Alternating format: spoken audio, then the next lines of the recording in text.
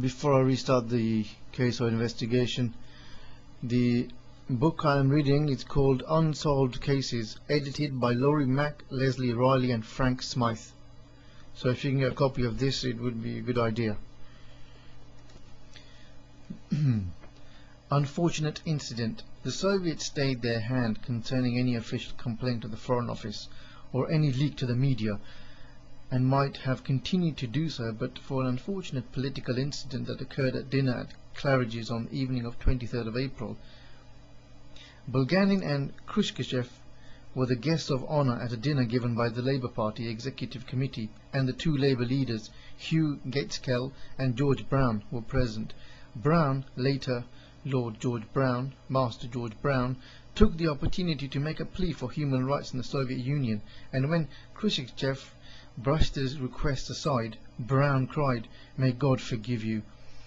Khrushchev immediately asked for the remark to be translated and became extremely angry, seeing the criticism as a personal insult.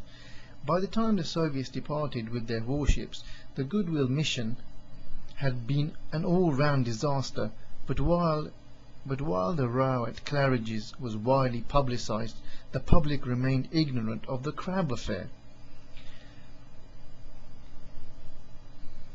What did the public have to do with the spy disappearing? How did they know? Anyway, on Saturday 28th of April, 9 days after the commander was last seen, a naval officer from the Admiralty called on Pat Rose saying that he was missing.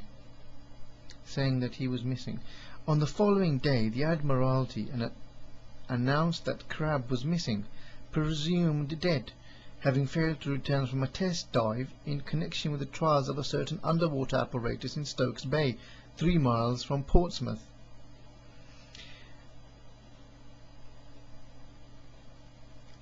As could become expected, the statement was not believed by many journalists, who speculated that Crabb had been spying on the Soviet warships, and drew attention to the extraordinary fact that no attempt at all had been made to find the body.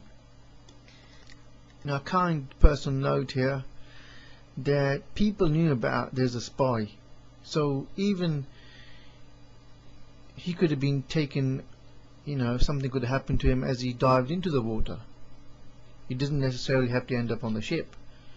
If people knew that he was a spy, they probably got, as an assumption, they would have most probably got rid of him before he even boarded the vessel.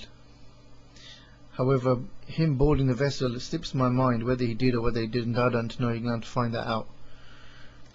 Further, when inquiries revealed the removal of the pages from the Sallyport Hotel register and what had happened in them, it quickly became clear to Parliament and the public alike that they had been the victims of an Admiralty and MI6 disinformation cover-up, and that lies had been told to spare embarrassment in Whitehall and Westminster.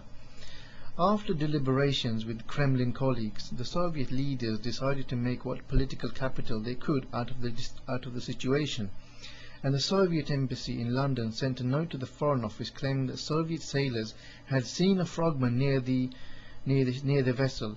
Oh, don't kids. The Whitehall authorities still hoped to keep the note secret, but Soviet embassy officials, clearly acting on instructions from Moscow, leaked the fact that Soviet sailors had seen a frogman, and that there could be little doubt that it was Commander Crabb. So the Soviets already seen Mr. Crabb, Commander Crabb, so they could have done something about him.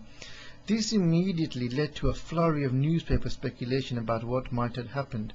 One theory claimed that Crabb had been captured and taken to the Soviet Union, another that he had been killed by the Soviets in the water, and even that his body had been found by the British Navy and secretly buried at midnight in a local cemetery, with full naval honours.